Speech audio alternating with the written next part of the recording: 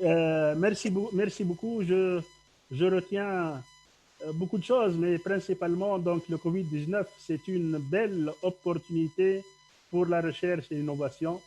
Le Covid-19, c'est une belle opportunité pour lancer la coopération entre les pays africains, surtout que ces pays, j'ai dit au début, sont pleins de potentialités et même en termes de plantes, si vous voulez, médicinales, nous sommes très riches, nous sommes des pays très riches et ces plantes et ces bioressources pourraient servir comme remède pour ce Covid-19. Bien, donc je vais maintenant passer la parole à notre professeur, Hesmi Lozir, donc il est professeur de médecine en immunologie à la faculté de médecine de Tunis, Université Yunus al-Manar. Donc, professeur Hesmi Lozir a développé beaucoup de programmes de recherche en rapport avec l'interaction, si vous voulez, pathogène hôte liée à la leishmaniose, mais il contribue aussi à beaucoup d'autres projets en rapport avec l'immunologie de base, mais aussi l'immunologie clinique. Professeur, vous avez la parole. Merci, merci. C'est une opportunité vraiment unique et intéressante de partager avec tous les intervenants et puis tous ceux qui nous écoutent. Alors, je vais vous parler un petit peu de l'évolution de la situation en Tunisie, parce que c'est important de voir un petit peu ce qui se passe. Après, je parlerai un petit peu du rôle de l'Institut Pasteur et même d'autres structures dans le cadre de la recherche qui s'est développée autour de cette maladie. Alors, brièvement donc, et là je vais partager une présentation.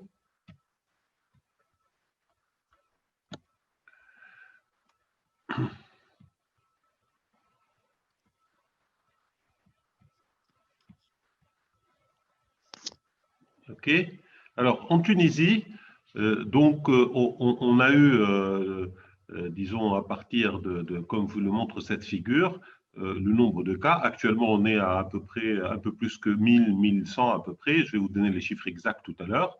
Et comme vous le voyez en vert, au tout départ, c'était surtout des cas importés, avec un pic d'ailleurs, envers les cas importés. Après, on a eu, c'est par semaine, hein, tout ça c'est par semaine, semaine 11, 12, 13, 14, 15, etc., jusqu'à S22 qui est cette semaine. Donc, et ça, c'est des diapos que j'ai eu grâce à ma collègue de l'Observatoire, Nissaf Benalaya, docteur Nissaf Benalaya.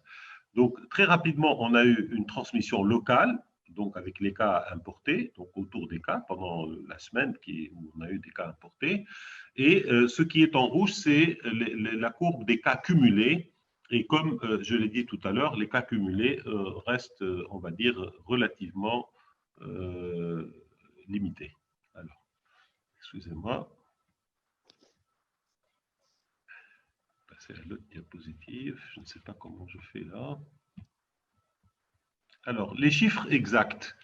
On a eu exactement, jusqu'à aujourd'hui, hein, ça c'est actualisé à la date d'aujourd'hui, 1071 cas, dont 272 importés, surtout au début. Et on va voir les cas importés cette dernière semaine.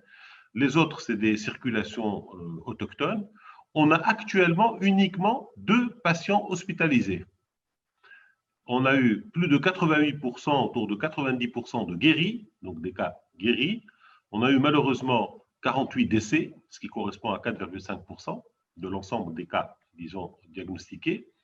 Et 7,2%, c'est 77 sont encore actifs, c'est-à-dire que 75 sont chez eux ou dans les centres, mais pas au niveau des hôpitaux. Et il n'y a que 2 qui sont dans les hôpitaux. Voilà. Alors, si on va regarder dans le détail, et ça c'est une diapo à mon avis importante pour finir avec la situation en Tunisie, on a les cas, la courbe épidémiologique journalière. Donc, tous les jours, le nombre de cas, et puis bien sûr, à droite, vous avez les cas cumulés. Comme je l'ai dit tout à l'heure, au départ, il y avait pas mal de cas importés, et ça a commencé par les cas importés, puis des cas autochtones. Ensuite, il y a eu essentiellement des cas autochtones. Depuis le 9, le 11 de ce mois-ci, 15, on a eu 0 cas. Après, on a eu quelques cas, et là, comme vous les voyez, les cas sont en vert, c'est des cas importés, c'est-à-dire avec les rapatriements, avec les vols qu'on est en train de recevoir de différents pays, c'est des Tunisiens en général vivant à l'étranger. On a pu détecter chez eux, et heureusement d'ailleurs qu'on a pu le faire pour les isoler, etc. Donc tous les cas récents, maintenant, c'est des cas importés. Donc on revient à une situation de cas importés. Bien sûr, il faut qu'on continue, disons, les mesures de contrôle, les mesures barrières, etc. Alors, maintenant, je vais parler. Donc, on peut conclure que la Tunisie s'en tire bien par rapport à cette infection et cette maladie quand on regarde, disons, ce qui s'est passé dans les pays, notamment en Europe, actuellement aux États-Unis, au Brésil, etc. Alors, il y a peut-être des facteurs, je vais revenir tout à l'heure par rapport à ce point, mais avant, donc, je souhaiterais, disons, parler de la recherche, de la dynamique et qu'est-ce qui s'est passé pendant la crise. Alors, je vais éteindre ça et je reviens sans partage d'écran. Alors, l'Institut Pasteur, d'abord, je rappelle que le laboratoire de référence pour les maladies, la grippe et virus apparentés, c'est le laboratoire de virologie, de microbiologie à l'hôpital Charles-Nicolle. Donc, ce n'est pas l'Institut Pasteur. Et c'est ce service qui s'est préparé en premier, on va dire, dans le cadre de la politique nationale, pour mettre en place le système pour être en mesure de faire les diagnostics. Ceci dit, à l'Institut Pasteur, nous nous sommes donc préparés dès le début, je dirais, de l'épidémie en Chine pour avoir les réactifs, surtout qu'il y a eu la séquence du virus qui a été donc séquencée et disponible dans les bases de données.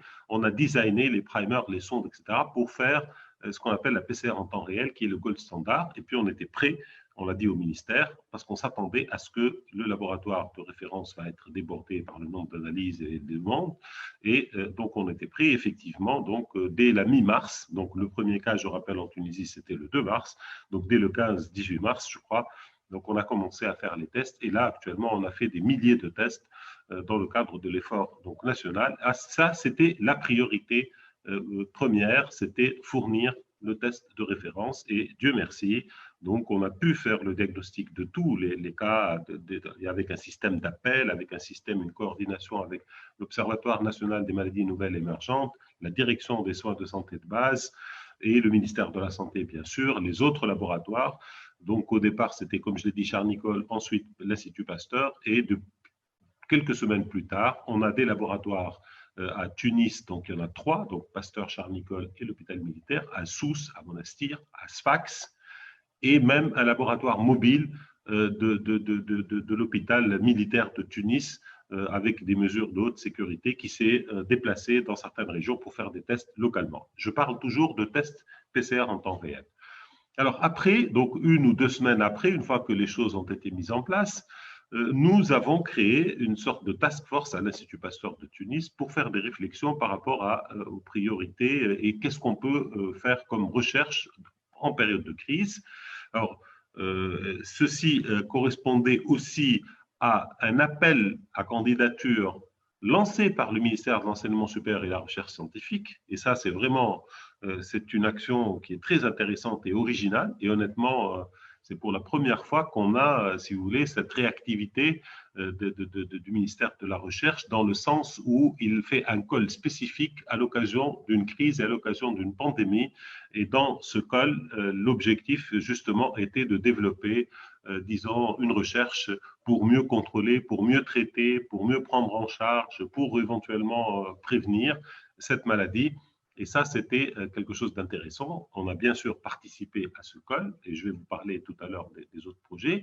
Il y a eu, tout à l'heure, il y avait mon collègue du Sénégal qui a parlé de l'Institut Pasteur. Il y a eu un appel d'offres aussi du réseau international des Instituts Pasteur, dans lequel aussi on a contribué. Et puis là aussi, donc, le réseau des Instituts Pasteur en situation de crise a fait un appel d'offres. Il y a les appels d'offres de la Commission européenne qui sont arrivés en même temps, pratiquement. Il y a d'autres bailleurs de fonds. Et donc, ceci donne l'opportunité d'interagir et d'obtenir des financements et surtout évaluer et obtenir l'aval vous savez, des reviewers des projets pour obtenir des recommandations, etc. Et c'est quelque chose d'important. Ici, à l'Institut Pasteur de Tunis, on souhaite que les projets passent par des comités, des commissions, et on obtienne l'aval des experts, même si le financement peut être local, si vous voulez, ou peut être institutionnel. Et donc, ça, c'est juste pour rappeler le contexte dans lequel les choses ont été faites. Alors maintenant, par rapport aux projets qui sont en cours actuellement à l'Institut Pasteur de Tunis, il y a un gros projet, un work package important autour du diagnostic, avec, je dirais, deux volets. Un volet diagnostic sérologique, c'est-à-dire la recherche d'anticorps contre le virus, et un volet diagnostic moléculaire, c'est les PCR, mais un nouveau type de PCR, c'est ce qu'on appelle les PCR isothermes, qui ne nécessitent pas une machine à PCR et qui ne nécessitent pas de variation donc de température et qui, même pour sa lecture, elle est assez simple. Elle peut être même permettre, enfin, on peut avoir une lecture à l'œil nu. Donc, il y a des développements dans ce sens. Je reviens aux sérologies pour rappeler que ce projet autour de la sérologie se fait dans le cadre d'un partenariat avec l'Université de Hong Kong et l'Institut Pasteur de Hong Kong. L'Institut Pasteur à Paris, qui nous ont fourni les plasmides qui expriment des antigènes cibles de la réponse anticorps, l'antigène qui code pour, enfin le plasmide qui code pour la protéine N fournie par l'Institut Pasteur à Paris, le BACMID, parce que c'est dans baculovirus, qui code pour la protéine S du virus fournie par l'Institut Pasteur de Hong Kong. Et là, l'optimisation et la production en masse de l'antigène est en train de se faire à l'Institut Pasteur de Tunis. On a commencé à obtenir des antigènes actuellement et nous sommes en train donc de purifier les antigènes. Très rapidement, on va optimiser un test ELISA avec, on a collecté les sérums de référence positifs, les sérums de référence négatifs. Une fois que le test est validé, on va commencer à l'utiliser à large échelle donc dans la population. Je vais vous dire quel est l'intérêt après.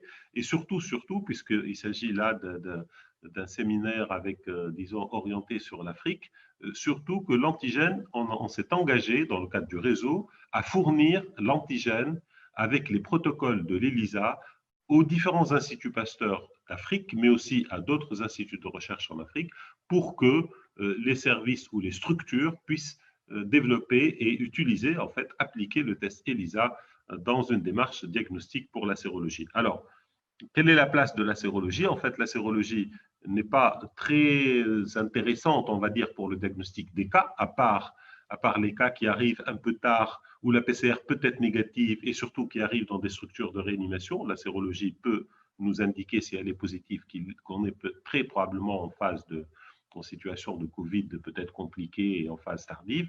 Mais sinon, la sérologie, elle est très utile pour les études épidémiologiques, pour savoir quels sont les gens qui ont été en contact avec le virus et quelle est l'immunité de la population, parce que actuellement, on a des données de plus en plus intéressantes et d'ailleurs qui apportent beaucoup d'espoir concernant le rôle protecteur des anticorps dirigés contre la protéine S et donc le rôle protecteur contre l'infection ou la réinfection par Covid-19.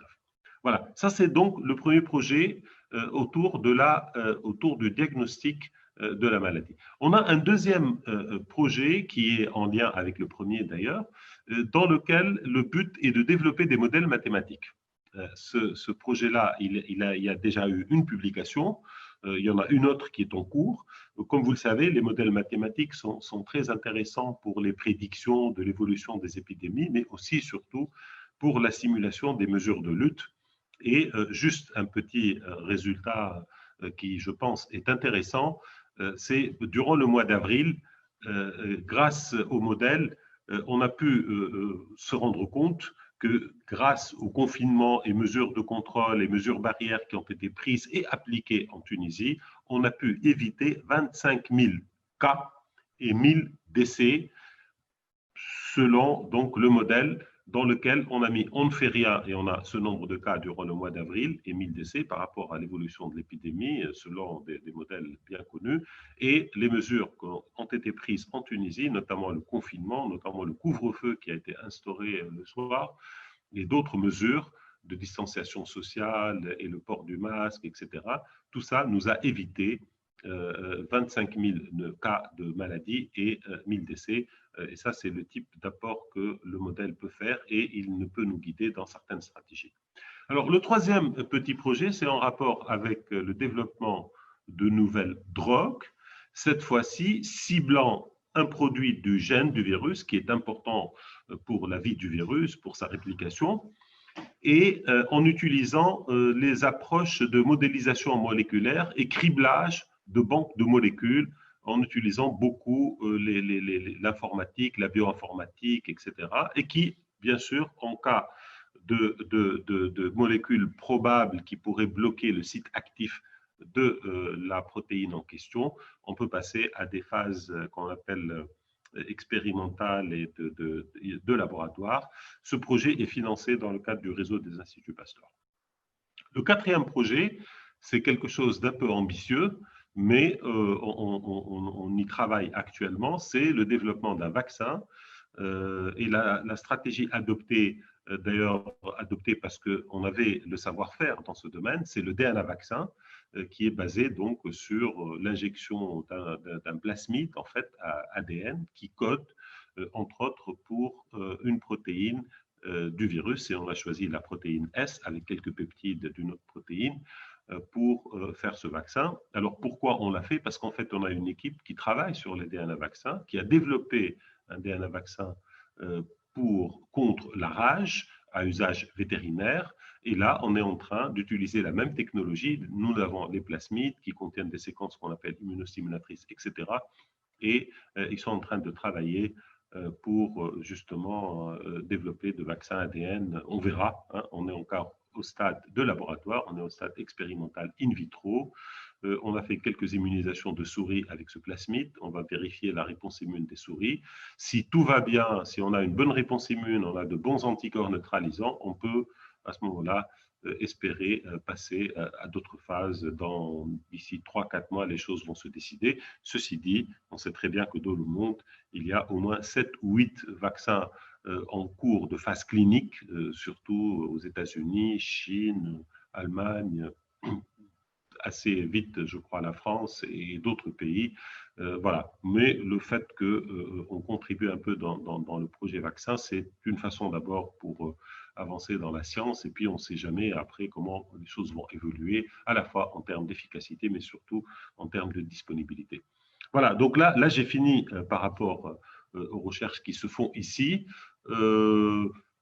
Globalement, donc, on travaille aussi, mais ça, c'est des réflexions et des pistes. On n'est pas encore, disons, vers des choses très concrètes, mais on essaie de comprendre quels seraient les facteurs de l'hôte ou d'autres facteurs d'ailleurs qui font que la Tunisie a été, entre guillemets, relativement épargnée quand on regarde, comme je l'ai dit tout à l'heure, par rapport à l'Europe surtout, et même par rapport à nos voisins. Il y a des pistes sur lesquelles nous sommes en train de travailler et de regarder. C'est les histoires de vaccination par BCG et surtout les rappels qu'on a eus à plusieurs reprises par le BCG en Tunisie, et ça depuis très longtemps. Il y a les histoires de circulation de mycobactéries, que ce soit M. tuberculosis ou M. bovis, qui pourraient, si vous voulez, contribuer aussi, parce qu'on sait qu'il y a des infections asymptomatiques relativement fréquentes, aussi bien en Tunisie, mais même dans d'autres pays africains. On est en train de regarder aussi par rapport aux autres coronavirus qui pourraient, par réaction croisée, donner une certaine immunité, entre guillemets, contre Covid-19, parce que le coronavirus, c'est une famille de virus qui est connue, qui circule, qui touche les animaux, qui peut infecter aussi l'homme, ça donne des rhumes et ça donne parfois des formes asymptomatiques, donc il y a peut-être des choses à regarder dans ce sens.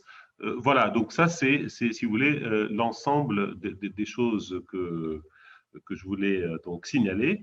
Alors, je voudrais aussi, et avant de finir, rebondir sur, entre autres, le message de mon prédécesseur, enfin de la personne qui a parlé avant moi, d'Éthiopie, et dire que Covid-19 et cette épidémie, ça peut être une opportunité pour la recherche en Tunisie et dans le cadre de la coopération en général, et même au-delà.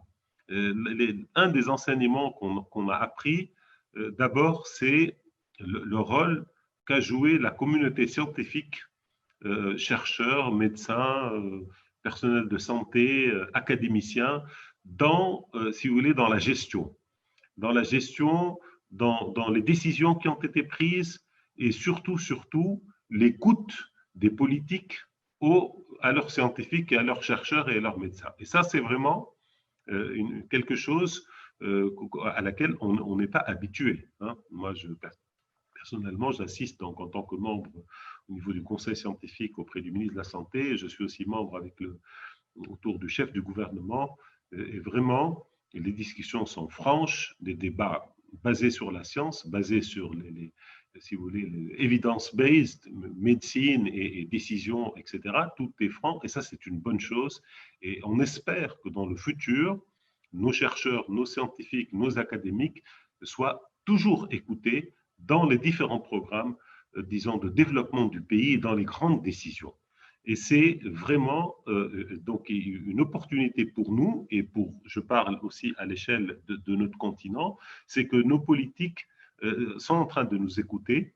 Il faut qu'on développe, si vous voulez, notre métier, on développe la connaissance, on développe le partage, on développe la recherche, et c'est comme ça qu'on peut avancer vers et qu'on peut impacter en fait le développement économique en général, et c'est comme ça qu'on peut transformer nos sociétés d'une société de consommation, d'une société assistée, etc., à des sociétés qui vont créer de la richesse et à des économies qui sont basées sur la connaissance. Et je voudrais m'arrêter par cette dernière phrase. Merci beaucoup.